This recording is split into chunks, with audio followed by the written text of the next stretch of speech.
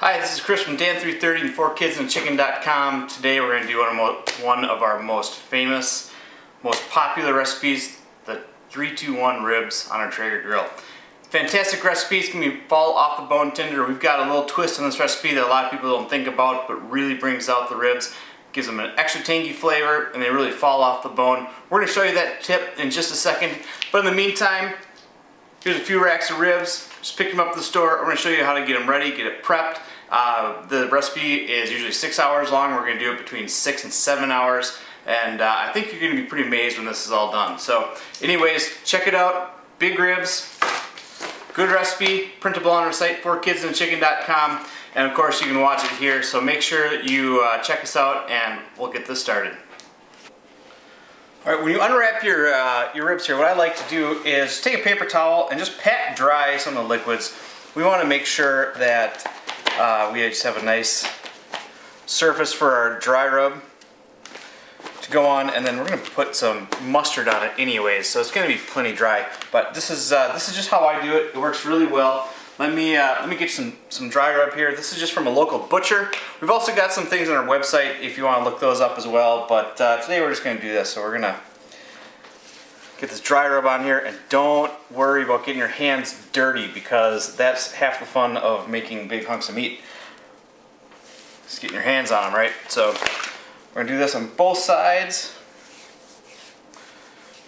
Oh, it smells good. This is going to be great. Alright, then the next thing that we do is put some mustard on. So I'm going to grab a little bit of mustard here, and we're just going to start.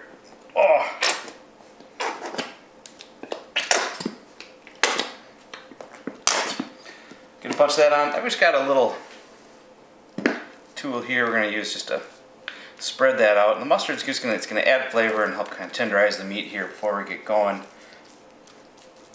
And you will see when we start smoking this that this is going to make a really great crust on top of the ribs here. So now this one's done, I'm going to flip it over, do the same thing to the other side. And I'm not going to worry about getting things dirty because again, that's half the fun. So let's finish this up here. And you might see a lot of people talk about membranes and then take those off the back of the ribs. You may or may not want to do that. You don't really have to. I mean, it does prevent some of the smoke from getting in, but we're going to cook these so long it doesn't really matter. You're going to get lots of smoke. So if that's something you do or don't want to do, that's fine. I wouldn't worry about it. You can see this rib's going to be great. This one does have the membrane off, and I think when we grill, you're going to be really happy with the way it turns out. But if you do leave the membrane on, or if you just have one that's hard to come off, what you can do is just take a knife and just score the back of it several times. That's going to create an opening through the membrane for the smoke to get in, at least somewhat. So keep that in mind. We'll show you what we're doing next. I'd like to try one other thing I'd like to show you here. We dry all of our own herbs from our garden each fall. And this is just kind of a can of what we get at the end. I'm actually going to take some of these and just crush them up a little bit. We're going to put a good mix, maybe some rosemary, some basil, some other herbs on there.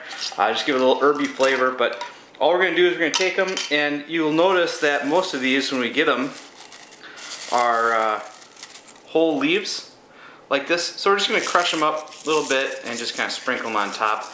And that's going to help us with a little additional flavor and just a fun way to use some things out of your garden. Alright, so we have our Traeger. We set it to 225 degrees, let it get started and warm up. This is what you got. Look at that great smoke. We're just going to stick our ribs on the grill, bone side down to start.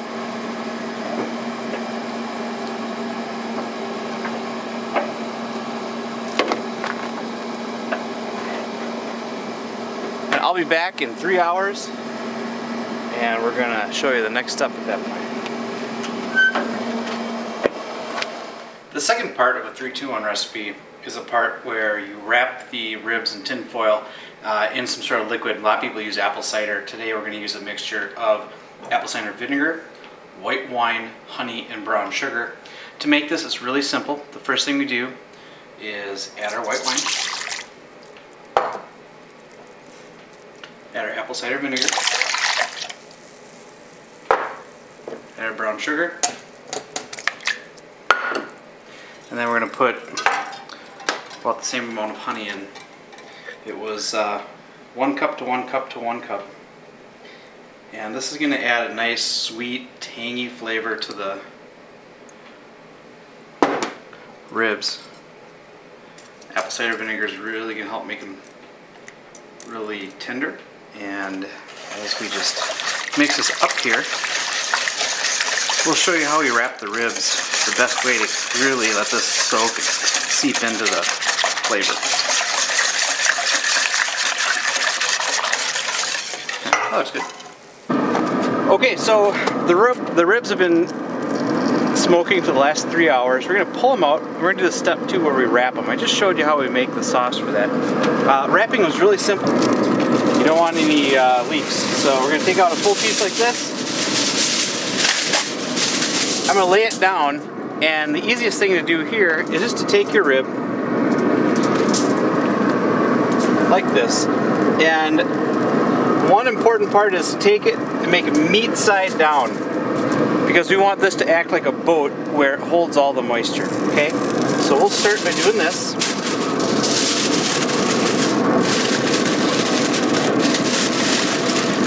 We'll wrap it up.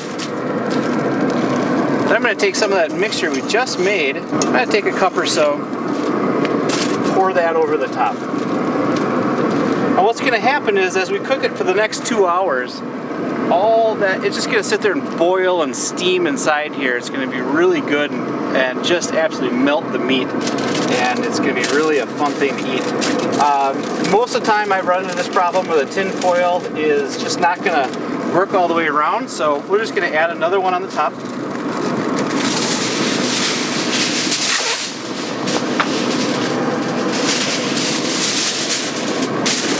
Just really help cinch it together like that.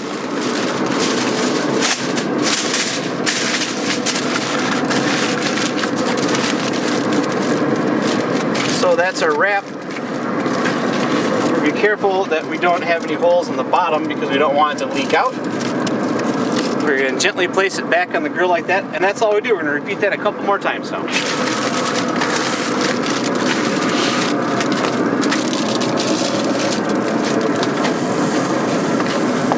The final step is really simple. We're just going to take our ribs back off of here, and we're going to take the tin foil off, and we're going to finish them for the final hour just bare with the bone side down again. So let me show you how that works.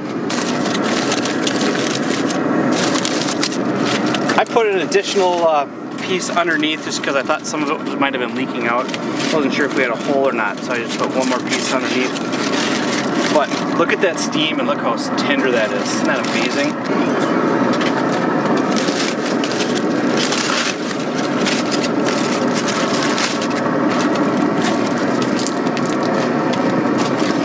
All we're going to do, oh my gosh, that's going to fall apart if I touch it. I'm going to grab the tool and help lift this up.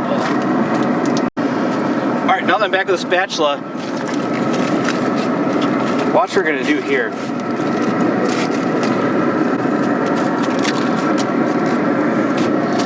We're just going to lay this back on.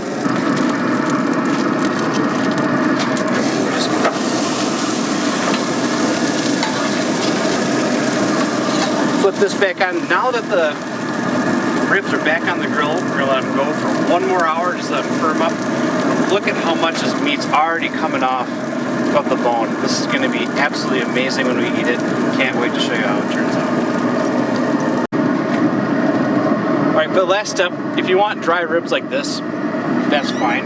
It works great. Otherwise, another thing you can do is just take some barbecue sauce, put them on the outside. All I'm going to do is move around with a spoon like this, and we're going to let that just sit on the grill for the last hour. It's just going to firm up on there. This is a spicy barbecue sauce. I'm going to do another one with some sweet barbecue sauce, and then one that's dry. And this will just kind of thicken up, and as it rests on top of the meat here, it's going to make for a great flavor in the end. Alright, for the final part, after the cook, we're going to just pull them off the grill. We're going to bring them inside. Here's the last one now. And we're going to show you how we serve them. Alright. got the ribs off the grill. We're gonna let them sit for 10 minutes here. That just kind of lets the meat reabsorb the juices. But this is the meal. It's gonna be absolutely fantastic. Let me just show you how tender these are. We can just pull them apart just like that.